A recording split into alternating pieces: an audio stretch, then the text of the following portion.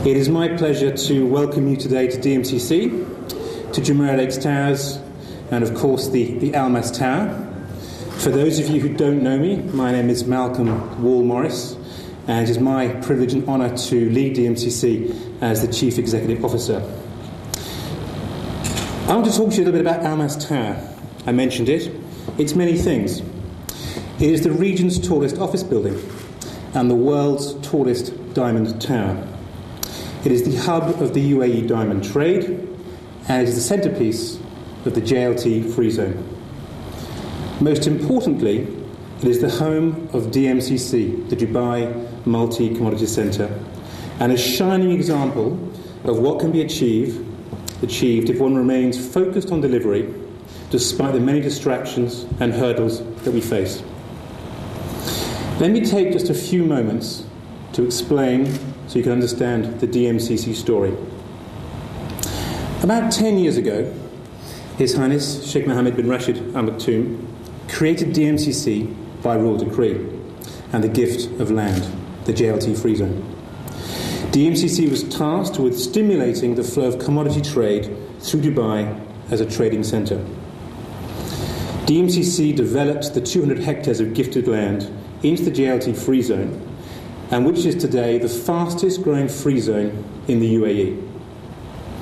What does fastest growing mean? Well, in 2010, the fastest growing meant 725 new company registrations, 85% of whom were new to Dubai. In 2011, fastest growing means 743 new companies year to date, with 90% new to Dubai.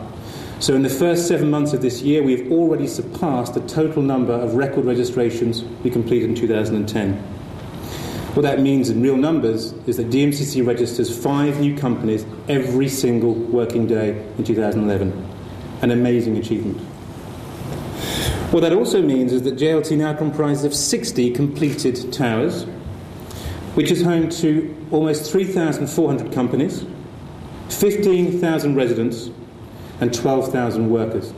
A magnificent achievement when we think that 10 years ago there was nothing here but desert and a vision. As a direct result of the creation of DMCC, Dubai's place as a commodity trading centre has never been stronger. All we need to do is look at some examples of the trade numbers that we can witness, and I'm going to give you 2 examples. The first is gold. In 2010, the value of the gold trade in Dubai was some $41 billion, an increase of 18% over 2009. Following close on the heels of gold as the second highest traded commodity here in the DMCC is diamonds. The diamond trade was some $35 billion in 2009. That figure is even more amazing when we consider that before DMCC was created, the value of the diamond trade was only $5 million. Working at DMCC is, if I'm very frank and honest, it's a privilege. And that privilege is heightened by the fact that we enjoy extremely strong leadership and direction from someone who has lived and breathed the DMCC story since inception. He has held several different positions, including Director of Marketing, Chief Operating Officer, and since 2007 has held the role of Executive Chairman. In 2011, he further assumed the role of HR Director, once again highlighting his ability to get the job done when required. Honoured guests, it gives me the greatest of pleasures to introduce you to our Executive Chairman, custodian of DMCC, and a shining example to us all of what can be achieved if we remain 100% focused and committed. I give you Ahmed bin Salman.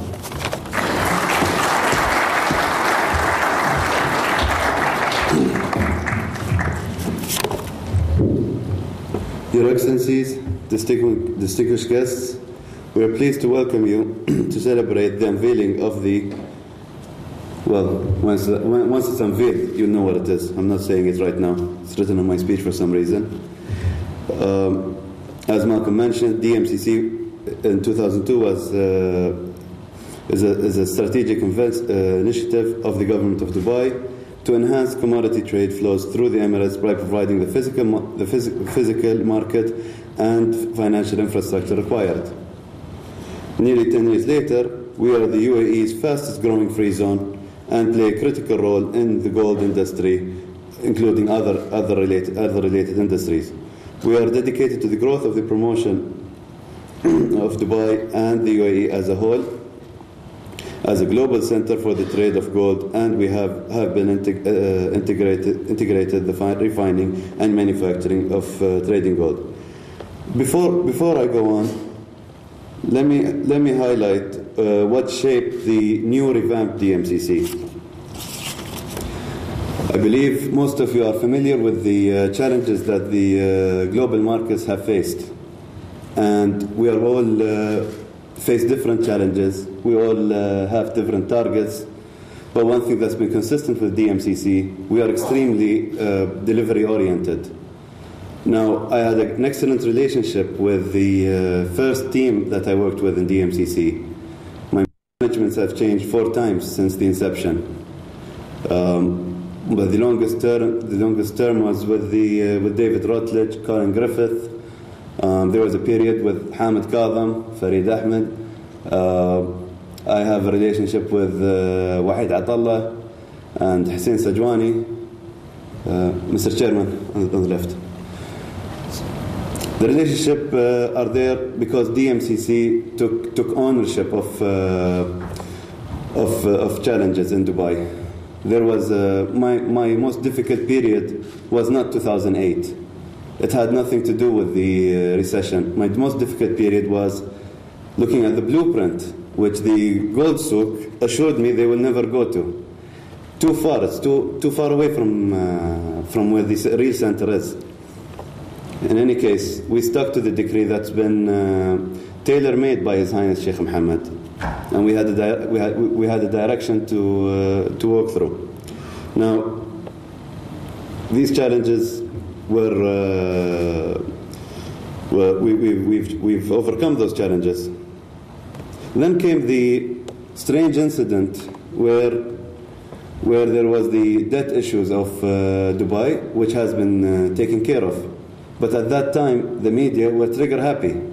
I don't see them very trigger happy as for the Western matters in the US and the UK as they are in the Middle East. That being said, I still have a very confident view of what the global market will be. The diamond industry learned a big lesson. The World Federation of Diamond Bourses blames itself for facing an issue, but they are the fastest industry to adapt to the market condition. The President Avi Paz, his quotes are, "Our mistake, we had put all our eggs in one basket. We have put all our eggs in the US. We need to establish diamond exchanges in all diamond centers. Africa, Russia, India, China, and Brazil, also Canada." So, on the diamond exchange, it's a different story. Their challenges started before the recession when the credit crunch started. And they're very shrewd traders. Right now, they still are operating from Almas Tower and looking for more space in Almas Tower. Due to the diamond traders in Almas Tower, the Almas Tower retail and freehold prices are more than 2 or 3 times other office buildings in Dubai and in JLT. It's a great opportunity that the market in Dubai is a buyer's market. It makes the companies we're looking to attract not even blink when it comes to Dubai. Anyways, coming to the point where I faced a small issue where David, who, to all fairness, we recruited him when he was retired. He was a director with Sydney Exchange, chief economist in the New York Mercantile Exchange, I believe. CBOT, he has stints there. He's I believe, nearing 8 years currently. So it wasn't a surprise for me when he came to my office and said, "This is not working." My response was, I shook his hand, thanked him for all his efforts. We'll take it from there. My target was looking at the people I do know within my organization. And there has never been a better relationship I've had with the complete appreciation with the people who works in the Diamond Exchange, the global multi-commodity receipts, and other products in DMCC. I take my hats off to them for not skipping a beat, and the registration department. But when I looked for a chief executive that would fill that void, I thought of Malcolm Morris. And sometime in Ramadan last year, we had a nice chat, and the idea was, because I'm fasting, we'll only have 10 minutes of talk. The interview went for 3 hours, simply because we wanted to go through every scenario. What if this happened? What if that happens? What would we do there and this? So, from both sides, I wanted to be comfortable with what Malcolm can and what Malcolm is willing to do with the business.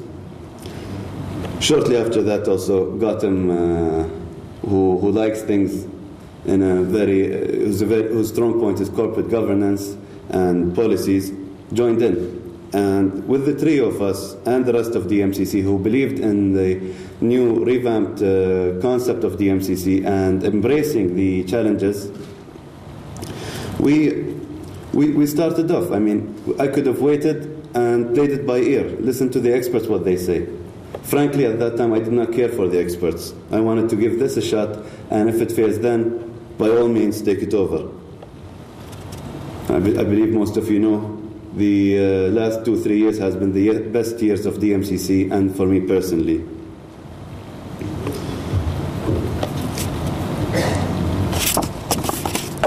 I'd like to start off with a few points before unveiling the UAE national product, which will be actually an international product and make other products run for their money. I'd like to just point out some golden rules that I believe executives and employees in DMCC and other organizations should hold dearly to their heart and keep in mind. First of all, you cannot work through one day with lacking honesty. That road is a very short road. Yep. And we do understand that's a rarity in the global markets. Focus on objectiveness rather than subjectiveness or any other matter that you focus on.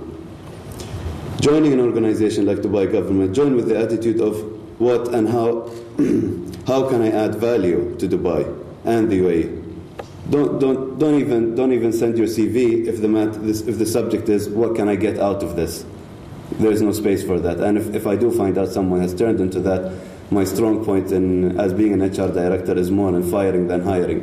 So I only hire people with the strongest ethics, and if they do turn into bad apples, I think it's unfair to the people who are looking for a job and want to prove themselves in Dubai to keep that person in the organization. You open the door for others. Golden opportunities, I might have mentioned a little bit. I think today is testimony to that. I am launching this project in Ramadan, while others would take it easy in Ramadan and assume that Ramadan is not the right time. I totally disagree. Everybody else is at home, reads the paper more at Ramadan, relaxes at Ramadan, so I know exposure would be very strong locally, and internationally it's not a big effect.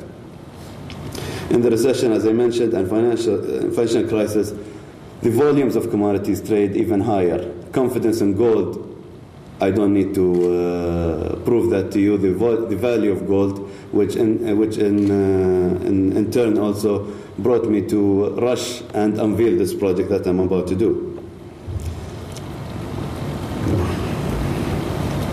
It has been in DMCC's nature to implement His Highness his quote, which says, "Seek the opportunities in the challenges, not the challenges and opportunities." And we've always done that. And again, I have to remind you, if we do have someone that doesn't agree, we find ways of finding another place for them that doesn't affect us. I'd like to thank a few people here. I'd like to first of all thank my critics. Doesn't matter how harsh it is, it just keeps us on our toes. My relationship with Peter Mays, for example, the first 4 to 5 years, Peter was, I wouldn't call him my nemesis, but he wasn't someone that was overlooking DMCC. He warned his government of the potential growth of DMCC. When Almas Tower sold out in a record time of 2 hours to end users, no use of Dubai Properties, Dubai Property Group, Nakhil, or Astico, or Al Khayyat, or any of the brokers. The idea behind it was to give 2 weeks to the end users who really need it, and then look, if I'm in trouble and I have 90% of that building or 50% that's empty, let's see what you can do. The Almas Tower got sold in a couple of hours. The Gold Tower got sold the next day, so that's over 100 floors. Silver Tower, we slowed it down. We wanted to be hand-picking the end users more and actually challenging the space they wanted.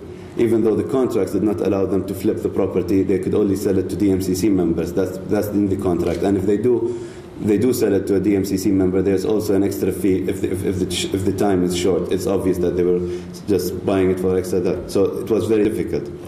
I'd like to send great thanks to Emirates Security and Commodities Authority, because the Dubai Gold and Commodities Exchange would not be doing the record numbers it's doing right now in the Indian rupee contracts, and the whole volume basket of products there. I'd like to thank the central bank for showing its support, for attending the first World Federation of Diamond Bourses President's meeting in Dubai. I'd like to thank the federal government.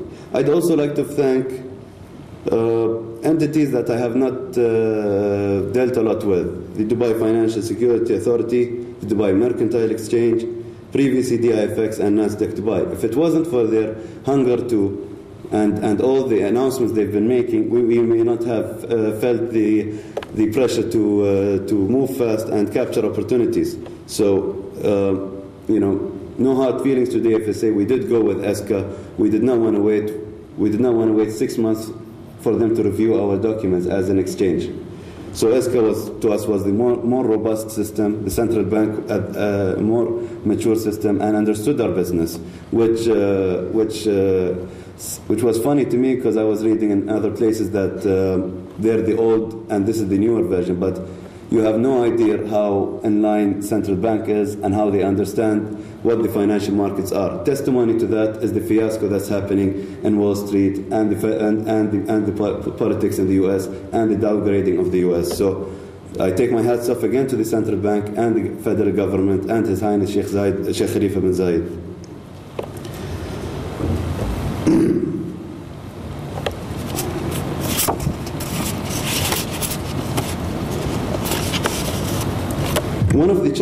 Going back to today's event, one of the challenges we faced with the design, the team here say the scale of Burj Khalifa. This is the last challenge. The first challenge was to find an image that reflects the United Arab Emirates. Palm Jumeirah, as iconic as it is, it's a Dubai image. Any other project is still a Dubai image. When Burj Khalifa came to a reality, I was the happiest, even though I was not part of A'mar, because I knew with Burj Khalifa I can come up with the gold bullion coin, which I hope the central bank will implement as a legal tender in the near future. The team faced some matters with finding the correct scale and giving it its aura, its real imposing effect on the public's view, and the details. The feat was finally achieved, and the prototype was minted successfully by Argor Heroes from Switzerland. Let me make a statement here. Let me guarantee this product will put the UAE among the top 3 gold bullion coin traders in the world. I'd like to thank you all for coming here today. And before I open the floor for questions, I'd like to call my father to unveil the gold coin. تفضل. ابدأ فيني. وين هاي هنا؟ مرة واحدة.